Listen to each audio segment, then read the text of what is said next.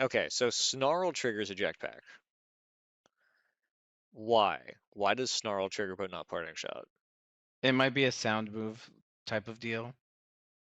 They're both sound No, moves. but Snarl is a sound move. Yeah, I don't know. I don't know. Maybe it's like how Parting Shot can bypass Substitute, All right, that's but interesting. that's also because it's a Was sound Torkoal sim. the one that actually got parting shotted last time? It may not have. I I don't. thought it did. I maybe. We check the tape.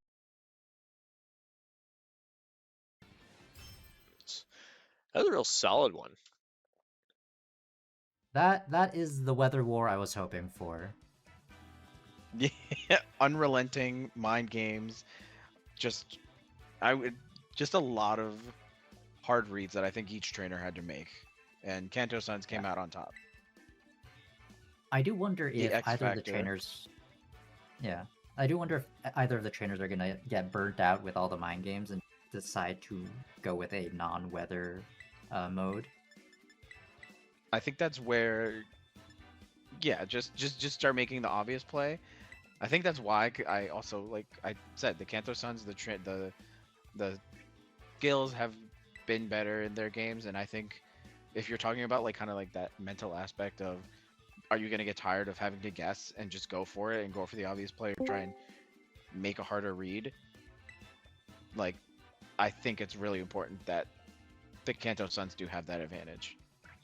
Yeah, I mean, I really do question the wisdom of not bringing your weather user and just ceding that to the opponent. But I mean, that's so much mental load in a game of keeping track of where your Torkoal or Pelipper is at any given time that, just to make yourself play better, you say, screw it, I'm doing a balance core. Go have fun with your weather setter. I'm just going to play on a different axis.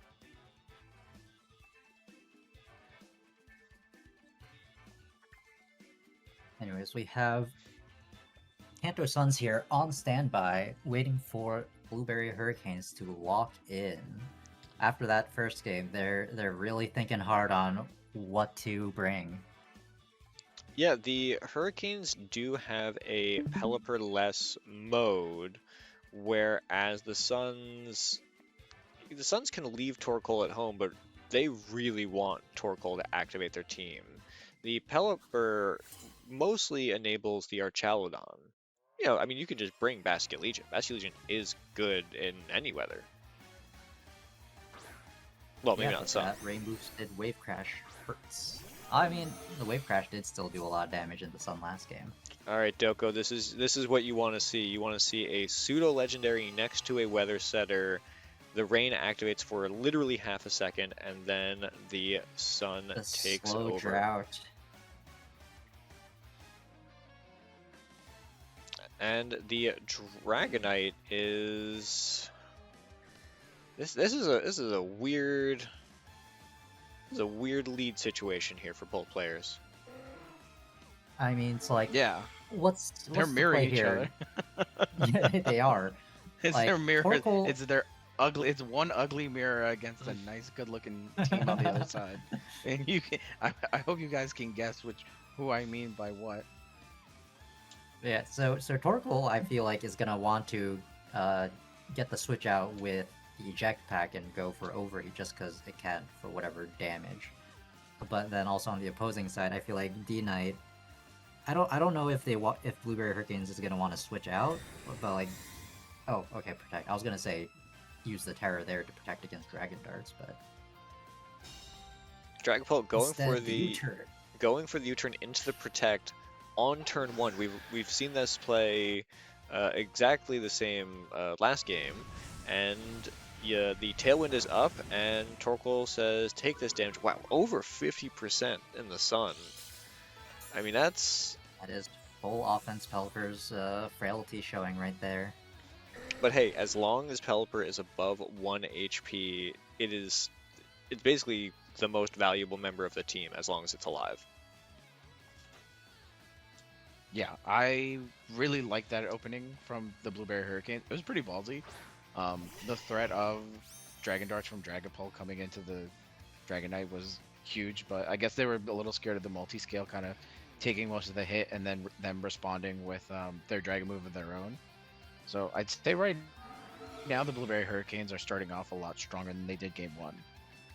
Yeah, and also with the U-turn overheat combo, you can tell that the Suns were trying to do the double switch out and get the Charizard next to the Venusaur, but instead they have Dragapult next to the Venusaur, which is not a bad position to be in, but not what they wanted. Yeah, but that still leaves this turn open for them to U-turn out again and the Venusaur to potentially put something to sleep. And on the Blueberry Hurricane side, the Pelipper is still out and the sun is still set, so they're gonna have to find a timing to get that Pelipper out. I mean, do you just stay in and click Weather Ball? Fire Weather Ball into Venusaur? Honestly, I forgot that Weather Ball was a thing, so yeah, that is actually that's actually a very legitimate play, huh? Alright, Ensign coming out off the hard switch and just hard switching the Dragapult, just saying like, hey, no, like we're just getting Torkoal in here the old-fashioned way. I don't want a U-turn. And Sleep Powder going into Ensign and the dodge. That Weather Ball that you mentioned is coming out right here, and Down to the Venusaur focus down to sash. Sash. Wait, that's a really am? this is a dangerous position for the Kanto Suns because Ventura has Fake Out, so now we can go for the Venusaur, and if it doesn't protect or switch, it's gonna go down, and that's gonna be a really That's huge true. blow. It is Terra Ghost, but do you burn the Terra on that, knowing that do you go for the Terra Ghost to try to get the Sleep Powder, if only to get knocked out that same turn if that Sleep Powder misses? But then also, like, Incineroar could just go for knockoff. Like, it doesn't have to go for the fake out. I You would can fake go out with the Fake Torkoal. Out, I mean, yeah, but the Venusaur's fast, and the Torkoal. You saw what it did to the Pelipper. We're back to So- mind games again. There's too much going on. There's like hard reads, soft reads, switching out. Actually, backing up a little bit, I am surprised that the Torkoal is what got sent out there. Hard switching the Dragon Ball Because out for the sun's already up. Torkoal. So. Yeah, it's like, I don't know. I guess you didn't want to hard switch in the Charizard there for some reason. Yeah, I don't know. I mean, it's unnecessary risk when you have the protect, and I think the threat of Torkoal taking out the Pelipper was too great for it to not be targeted with a Fake Out. yeah, I mean, you see that Incineroar. So then you say, I don't want my Charizard to get faked out. Or yeah, because it had to be Charizard because you hard switch out your Dragapult. Again, just a lot of mind games here. This Venusaur has to get a connect on the Sleep Powder. And It missed. this Venusaur did nothing this game. This Venusaur took 2 Weather Balls for the team. This Venusaur could have been the MVP of the game, to be honest. That's true. That's so true. That's some of the most unlucky misses ever. I was saying how important it's gonna be, and then it just ate 2 Weather Balls and left. I mean, it 75% accuracy. I mean, that's such a tough one. If it had actually gotten the sleep on that instant, get the sleep on the Pelipper, you know, that it's just a different game. Especially for that Dragonite, as you mentioned before, Dragonite just in a really poor position into the Venusaur, but it never happened. Torkoal knocking out the Pelipper with the overheat. The Weather War has been won, and let's see if the Suns are able to capitalize on that. You say Venusaur did nothing, but Venusaur protecting and staying on the field is what enabled the Torkoal to kind of be set up to take out the Pelipper. The Pelipper was never comfortable switching out because Venusaur was on the other side, like ready to go with Sleep Powder. So just the threat of it being on the field was enough to kind of put them in the position that they're in right now. Yeah, a little bit of sacrificial pawn. I mean, it was never intended to be sacrificed, but when you miss 2 sleep powders, then that's what happens. True. All right, and we have Dragapult facing down that Dragonite, both of which have never actually traded moves yet. Can Dragapult take down this Dragonite with the Dragon Darts? There's the devastating Terra Dragon coming out. Terra Dragon Dragapult, Dragon Darts. What's he gonna do Say against that's 10 times multi-scale? Oh no! We are going to kill you. We Oh, are the going protect. home. The smart target is gonna murder that Incineroar. All right, does Ensign tank this? Jeez. No, it doesn't. But Oh, he wait, had it food in his does. pocket. He had the food in his pocket, the citrus berry. That sometimes the mechanics just work out for you. And that knockoff that doing knockoff. heavy damage. And there goes Sun. That citrus berry was, I maybe a little too early to call it clutch, but this might be a turnaround point for the game here. Hey, Incineroar lived. It was a very clutch moment for himself. This Incineroar could switch out to whatever the 4th Pokemon that the Hurricanes have. That is a pure Dragon type Pokemon now. It is vulnerable to Fake Out, and that the Sun is over. Torkoal would need to switch out to get the Sun back in. So while Torkoal could stay on the field and not really be threatened by the Fire and Dragon type Pokemon in front of it, does it really want to switch into a vulnerable Charizard? I don't know what you do here. If I'm the Blueberry Hurricanes, because you need to take out that Dragapult. You saw what it did to your Incineroar, and would Extreme Speed be able to take out the Dragapult? Like, from where it is, do you have to Terra? And I think that's going to be one of the important questions. Yeah, I mean, like, even if you, like, so I think the question would be, like, do you even, like Terra the D-Knight to just make sure it doesn't take too much damage from the Dragon Darts? I think multi-scale is enough. Plus you have the Archaludon, so you can tank. All right, that is the multi-scale really doing its work. Archaludon taking it pretty Archaludon well, takes that.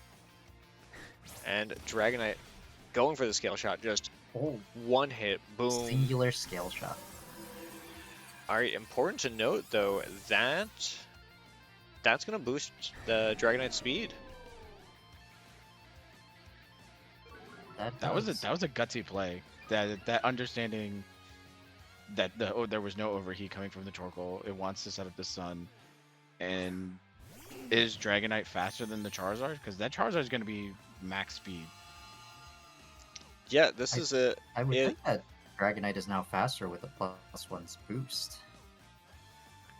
+1 boost. Charizard's base 101 or base one. Charizard's like base 105.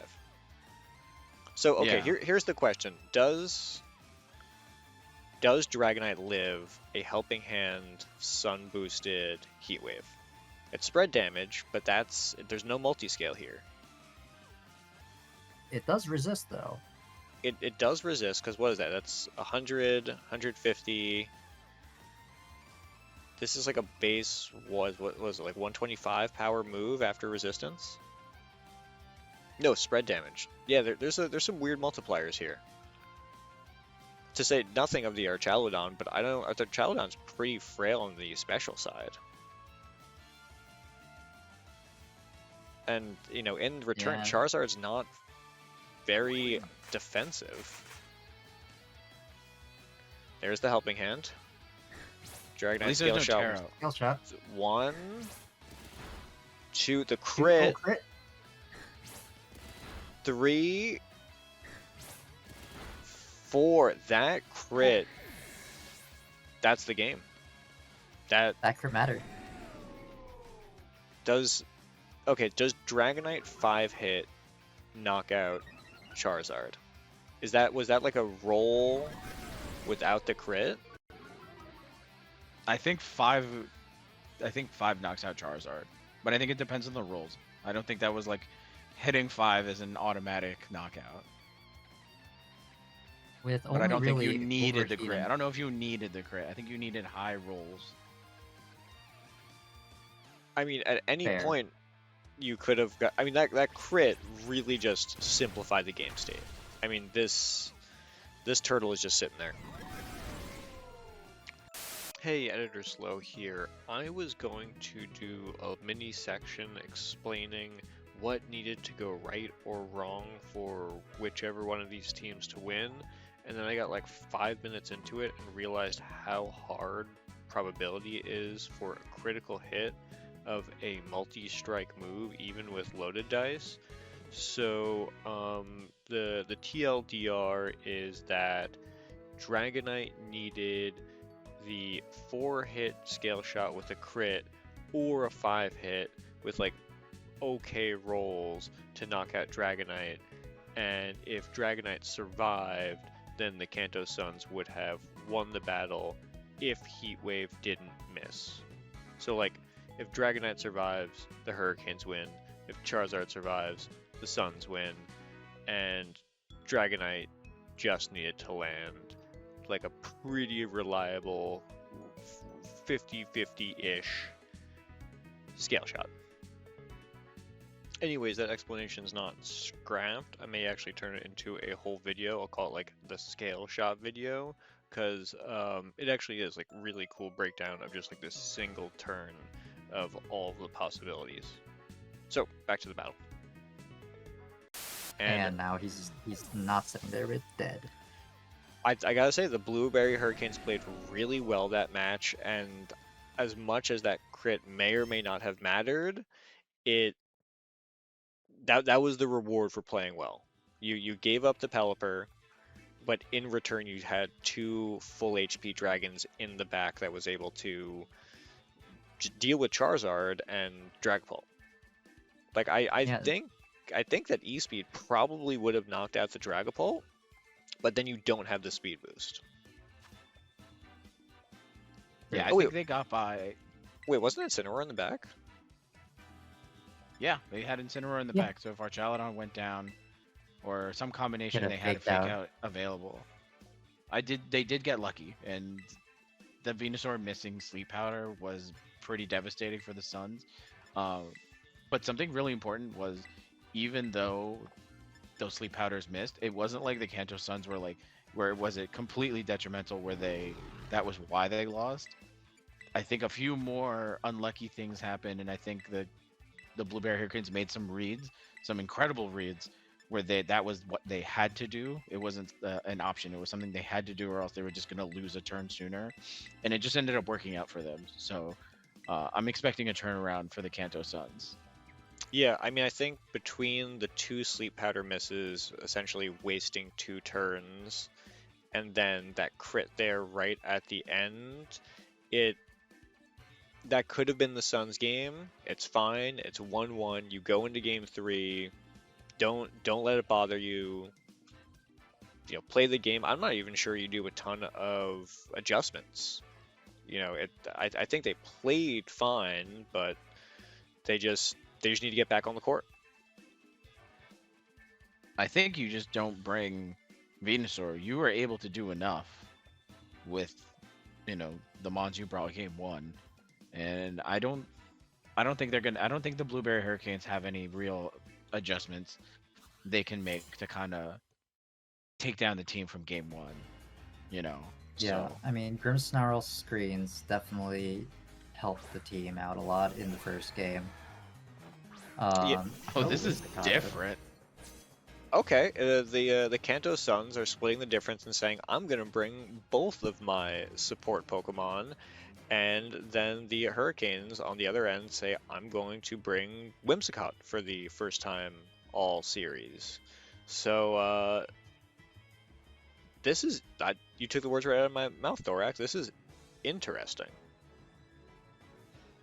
Yeah, well, Basket Legion can just start hammering away with its adaptability boosted moves. Um, but the Grimmsnarl with those screens, I think it kind of invalidates what Basque Legion does best, which is just pure wall breaking. And I mean the Yeah, Venusaur and too. like, The Venusaur is going to resist yeah, the Venusaur is everything. right out there. Does the Basque Legion want to even stay in with the Venusaur out on the field there like that? You know what it can do though? You can tailwind, flip turn, and just knock out its sash. But And in just that say nope, you're not gonna survive the next hit from the Pokemon I bring in. and Pelipper coming in, setting the rain. So just really wants to get that water up, and Grimmsnarl switching out.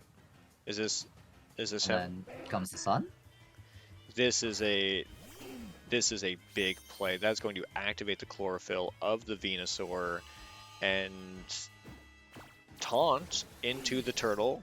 Even though Torkoal does have a good amount of support moves, the Sludge Bomb coming out, knocking out that Whimsicott in one hit. Hey, question: does And no Crank Sweep Taunt tailwind. work on Grimmsnarl? No. That was a that was a read, or they didn't know that was the game mechanic. I mean, Okay, this 'cause is that's what I thought. so. I mean, that I really kind of want to rewind here with the Grimmsnarl Venusaur lead. You can either set up screens and switch out the Venusaur, or leave Venusaur in, just like use Sleep Powder. You do have the Sash, or what we just saw: switch out the Grimmsnarl, send out the Torkoal, trigger the Chlorophyll boost, and if that Whimsicott doesn't go for Tailwind, you're the next fastest thing on the field. But then the Whims could have taunted the Venusaur's Sleep Powder. We're back in Mind Games Town again. I don't know what you there's do a lot if of you're the different. Blueberry Hurricanes. No, yeah, there's a lot of different paths to be able to take. It's gonna be very hard to keep track of all the options, I think. Yeah, I mean the Hurricanes do have access to the Tailwind, but I'm not sure either of these Mons are going to be able to outspeed Venusaur, and even if they are, he has the Focus Sash. Yeah. And Well, their only I'm counter wondering... is Pelipper. Yeah, I mean, Yeah. you have Basque, Archaludon, and then Wims is down. I really don't know how you handle the Venusaur. Not that the Venusaur is a ton of options offensively. Yeah, the Sludge Bomb's not going to go into the Steel-type Pokemon, but Sleep Powder, 0 for 3, man. Venusaur, come on. Hey, he didn't miss that one though. It got protected. And the Snarl coming out, but that's going to do more harm than good. Yeah, The Jetpack getting triggered early. The Archaludon is actually really boxed out by the Torkoal. It has Body Press, Snarl, Electroshot, Protect, or Draco.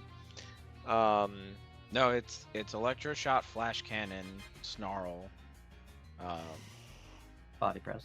Body Press. So none of those moves do anything into Torkoal with the Sun Up. No, they need Right. the rain. They needed the rain positioned better. They're on the backest of back. They're teetering off the cliff. Venusaur has the potential to go crazy. If it wasn't for that protect, I think this game would have been a wrap. When it hits Pelipper with the Sleep Powder, but it's been on the field too long now. All right, The Venusaur. only good part... Oh, Venusaur's going for the pledge. And then the other pledge. The two moves have become one. Down goes Archaludon. So 4v2 So at this I was point. gonna say... Yeah, I was gonna say the Snarl swapping the Torkoal out early saved the Hurricanes from eating a overheat and then it jetpacking out anyways. But seeing that, it didn't really matter, I think. Yeah, that is actually funny. The offensive tactical Snarl force out, but having Pelipper in while Torkoal is in the back is just such a tough position that you literally can't switch Pelipper out. it switched in at the beginning of the battle. Sorry, it switched in on the beginning of the battle, and then it's stuck there because at no point could it switch out. Yeah, and now it's forced to stay out. So this time the Blueberry Hurricanes have been very cleanly boxed out of weather control. And with that, Like, two of their main Pokemon. yeah. So the first, I mean, I might be getting a little ahead of myself, but like the first game was like very wild weather wars. The second game, Blueberry Hurricanes gave up the weather war to win the battle, but this time they've just almost been completely denied. Yeah, it's a real tough This chess is a match here. whooping. This is a whooping. I mean, you This know, is you never Belt say to ass. This is. I said never a long time. After turn 1, you could just see it right away. Of, oh no, this Venusaur is enabled to do way too much right now, and there was no where. How does a Pelipper switch out? Because no matter what you're switching into, it's going down. I think even independent of Weather Wars, I really, really like that Venusaur Grimmsnarl lead of do you just leave them both in and you have screens and status online, or do you switch out one of them to enable the other, right? Like you set up screens so that you know, Charizard can come in safely, or do you switch out the Grimmsnarl so that Torkoal could come in? And it actually makes you think, like maybe you ditch the Thunder Wave for Parting Shot, like if you want to, if that's like your play to keep the momentum. I mean, one of the things was just bad leads on not understanding that Torkoal is always lurking. Yeah, I think they're just the Kanto Suns are better enabled to just do the constant switching to win the weather wars. I think the best leads for the Blueberry Hurricanes probably would have been Whimsicott Pelipper. And instead of looking at Pelipper as kind of a speed control weather setter, like you just use it for its offenses against that Venusaur. Like that's one, one pairing you could have seen, but I don't know. I feel like they're just at a disadvantage no matter what. Yeah, so the that Basculegion went down from the Charizard. It tried to do some damage with that Aqua Jet. Pelipper firing a Fire-type Weather Ball into the Charizard with its Tailwind up, but Charizard fires back another flying move, and game goes to Kanto Suns. The match 2-1. Kanto Suns. Weather War won by the Turtle. Kanto Suns are the favorites for a reason. Yeah, that was other than game 2, which was a nail biter and it was close.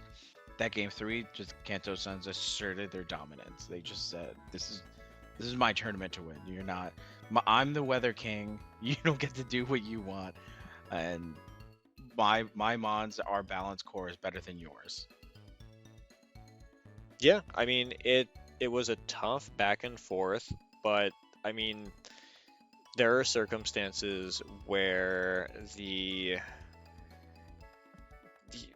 that game 2, I really want to point out where the Hurricanes sacrificing that Pelipper, but still having Dragonite at full HP with the multi-scale and able to take advantage of either the scale shot, but also just the extreme speed being there and able to punch through I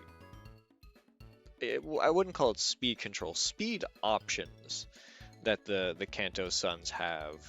The Venusaur is Terra Ghost, so there are circumstances where that Dragonite could have gone for extreme speed into Venusaur, but Terra Ghost and then gets like the sleep powder off, but then you've burned the Terra. The Kanto Suns really, really, really want to use the Terra on Charizard in the Sun or Dragapult with Helping Hands Dragon Darts to just get 2 knockouts at once. The Suns really don't like using a defensive Terra. No, this is a pure offense team, and it showed game, especially game 3. Once they get the ball rolling, it's hard to stop them. Yeah, I mean that speaks right That to is game true, but- 3. Yeah. But yeah, in game 2 though, we did see the weakness of the Kanto Sun's sort of lack of speed control too. Like, obviously there is Venusaur in the Sun very fast, and there's also Torkoal if the opponent happens to set up Trick Room, being very slow. But outside of those two, or I guess Ursaluna is also good in Trick Room, but regardless, like as mentioned by Super Slow before, like getting that scale shot off with Dragonite, getting it the +1 speed boost, let it outspeed the rest of the team comfortably to secure that victory in game 2, even though the Blueberry Hurricanes lost that weather war. So I feel like also moving forward, the Kanto Suns do have to sort of be mindful of that lack of speed control on their own side. Even if they do have the high strength, the high power with the Charizard and the Dragon Pole. Yeah, I mean they do have access to the Thunder Wave from Grimmsnarl, but that's only one Pokemon at a time that you really want the screens up before you set up the Thunder Wave. But their real plan is, you know, you ask the Suns, how are you going to outspeed your opponent? And it's like, oh, Venusaur Chlorophyll, Charizard's naturally fast, Dragapult's naturally fast, Grimmsnarl's Prankster, and then, okay, but like, what about extreme speed? What about an opposing Prankster user encoring your Venusaur into Sleep Powder, right? Or something like that. Safety goggles, right? What's your plan for that? And it's no, I will simply win. I will simply outspeed them, and they will perish. And we saw that in game 2. It was Helping Hand, Terra Dragon Darts. That Dragonite with multi-scale ate it and hit back with a scale shot, and that was one scale shot. That Dragapult was not living any more than that. And had they not Terra'd and still kept that extreme speed immunity, then they were giving up damage. Yeah. But no, yeah. Kanto Sun is very much just hit hard and then hit harder and just hope that the opponent just dies. It's worked out for them. 2-0. It has worked out for them, and I feel like it is going to continue working out for them for a good bit. Who needs speed control when you have Dragapult? Yeah, I mean, something that is going to be interesting is the next match that the Suns will have will be against the final team in the Scarlet Conference, which is the Alola Islanders. That is a Trick Room team with Porygon 2. You do have options with Sleep Powder Venusaur and Ursaluna, and then Torkoal. Torkoal is slower than dirt. But if you have someone like Dragapult, what does Dragapult do against Trick Room? And that's going to be interesting to see. Speaking of the Islanders, the Blueberry Hurricanes came off of being terrorized by that P2. I do wonder if the P2 will be a menace against the Kanto Suns. Yeah, if both teams have beat the Hurricanes, which one of the two is going to come out on top? That's a good question. And then the Hurricanes are going to take on the Rangers later, so we're going to get that nice power ranking within the conference after all the matches are done. But looping back to this match, let's top off the MVP. Thorax, do you want to take this one first? Yeah, I mean, can we agree that the MVP today was Torkoal? Or there's the power of the sun. It's not the power MVP of the is sun not in the little turtle's back. the power the MVP is not Torkoal. It is the ability Drought, the gift of Groudon to his Hoenn brethren. That is the MVP. You mean? Yes, the gift of Drought Yes. to Groudon's weakest soldier, his slowest soldier. I mean, the only other competition there is like, you have Charizard as the key sweeper. Dragapult actually not doing a ton of performance in this game. Like, he showed up, he did damage, and then Grimmsnarl was great support, but he's Grimmsnarl. He's not going for dunks. He's passing the ball and someone else does the alley oop. Torkoal, every game. Torkoal showed up every single game, set up the sun, and then even after that, it was overheats. It was body and then presses. left. It was It showed up, set the sun, then and left. It then left. It literally clapped. It literally clapped for its better teammate out in game 2 when he used helping hand, and yet it is our MVP. So go figure. Listen. Scottie Pippen still has a title. Scottie Pippen is Torkoal. Grimmsnarl is Dennis Rodman. I honestly would look at it the other way around. Torkoal's good at one thing, weather setting. Grimmsnarl is all around able to support with the screens, with the Thunder Wave slowing down the opponent, playing like that kind of defensive role Scotty did. But even Dennis Rodman had games where he was like the best guy on the court, and Torkoal was the best player in today's match. Had like a wonderful performance, and even though it didn't get to actually click a lot of its moves, it was just, the threat of it being in the back was always looming. Like you could tell the way the Blueberry Hurricanes were battling was that they had that opposing weather on their mind. We do have to give some credit where it's due to Venusaur as well. Game 2, yes, game those 2, misses no, were not at all. Game 2, it just existed. But game 3, it did play, I think, a fairly important role in keeping the Blueberry Hurricanes in check. Immediately getting rid of the Whimsicott, having the Grass Pledge to allow Charizard to immediately knock out the Archaludon. I have one question for you, Doko. What was that Pokemon next to Venusaur that allowed it to outspeed the Basque Legion or the Pelipper? I just have a quick question. Like, what Pokemon was that? What Pokemon was next to Venusaur? Slowest Soldier. Groudon slowest soldier. It is Torkoal Rodman himself. I mean, I with the exception of Ursaluna, who got He was just stuck. chilling. Ursaluna had a bye week. Every other Pokemon showed up and did something. Torkoal did something every game. Torkoal did something every game, every turn. Yeah, even Charizard got locked down game 2. Torkoal was the last Pokemon knocked out in game 2, and he tried his best. He went for the overheat or the body press into Archaludon or Incineroar, but he tanked a stomping tantrum from a Dragonite, and then all other games, Torkoal with that turtle shell, the game was on his back. Yeah. You get the medal, you get the gold star, you get a pat on the head. Good job, Torkoal.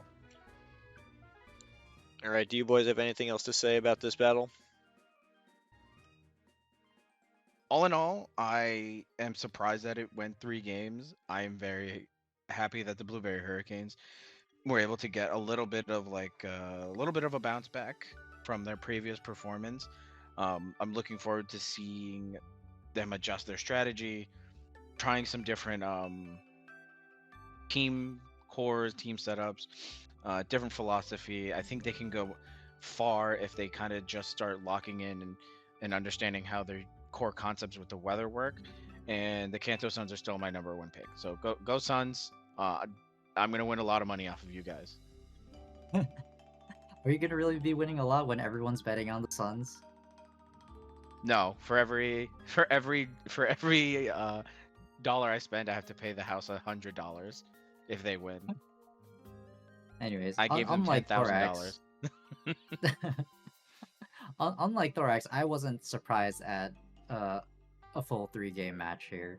I did hope that the Weather Wars would bring in a bit more chaos and try to level the playing field a little bit more. Game 3 was disappointing. It was a on rout. The Blueberry Hurricane side. Yeah. But like I think overall it went more or less how I expected.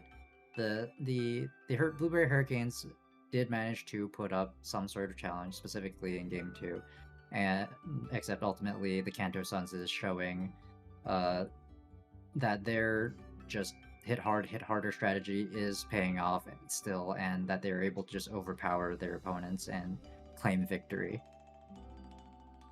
Yeah, I mean, it was nice to see that it went to 3 games. It's always nice to see a game 3, but the way that game 3 went was it just shows the power of the Sun. If you can't get the Suns off balance, you have already lost, and that's like that has to occur in the first 2 or 3 turns. All right.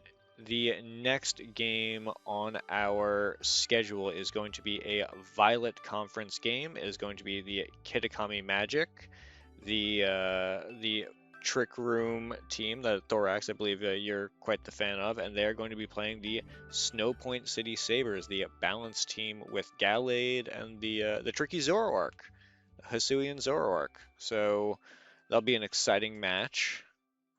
Who do you boys got for that? I believe I picked the Snow Point City Sabers to take the Violet Conference. That conference is up for anyone, but I did think that their team composition and kind of like the philosophy of how they battle is the best out of all of them. But the Kitakami Magic, I am a big fan of just because it's a weird team. It has the Trick Room core, it has a Mouse Ape, you know, pairing. So with just how the team can be kind of set up, they can do a lot of different things. But I think that's one of the teams in this whole tournament that has one of the higher skill ceilings, where if it goes well, it's great and it looks impressive, and when it goes wrong, it just looks like a car crash. And it can really make a trainer look bad when it doesn't work well. Doko? Yeah, so what was it?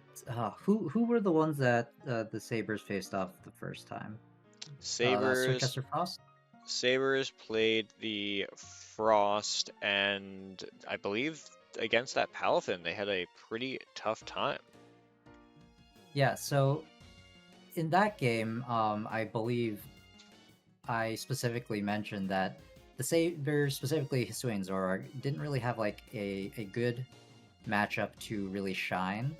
I think it has a much more favorable matchup against the Kitakami Magics. So I feel like we might be able to get a chance to see a lot more interesting plays coming out in that matchup specifically. And I want to be hopeful that the Snowpoint City Sabers are going to be able to create some creative plays.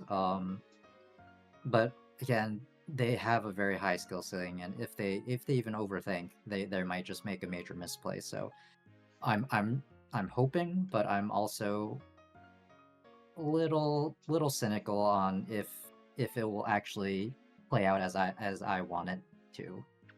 Well, Get ready for bad Pokemon battling, guys. Get ready for bad reads, bad Terras, just potentially disastrous plays that make you question why you even watch us in the first place. No, these are all professional trainers. Tune in for that show. Luckily It's for gonna be you, wild. Doko, you are actually going to be on the desk next week, so you will see if all of your hopes and dreams come true. We will be putting Thorax back in the studio prison that we keep him in when he's not on screen. So thank you for watching First Pace. If you are still watching, go seek help. Find something else to do other than watch us. Find Jesus. Find Jesus, accept Christ into your life, and if you don't want Christian battling network. That's not true. There's nothing Christian about this. I looked it up. It's true. Take Palkia into your life. Gravity forever. Have a good night. Like, comment, subscribe. Always click fake out in Psychic Terrain.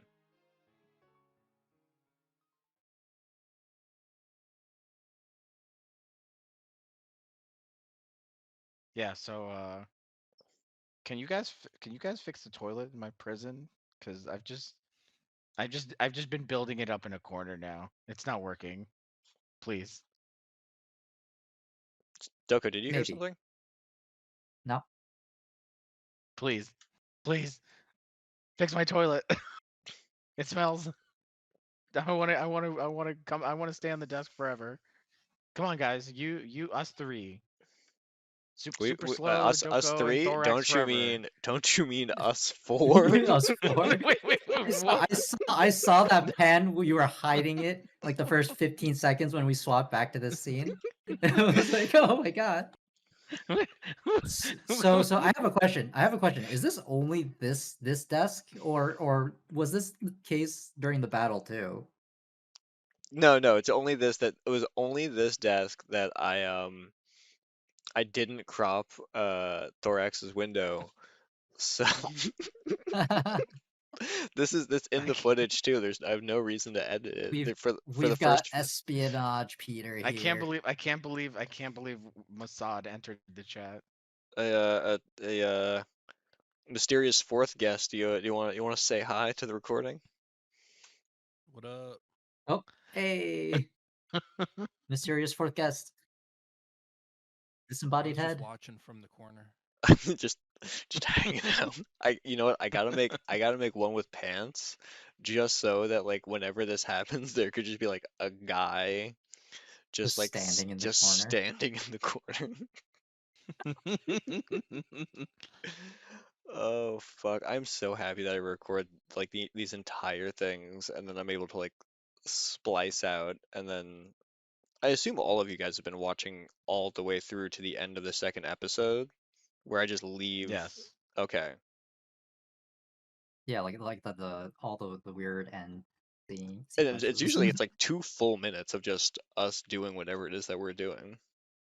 Yeah. So Yeah, that's this is how we start our far more successful podcast. this is the springboard for the podcast. We if we make enough Yeah. content, we slowly introduce enough side characters.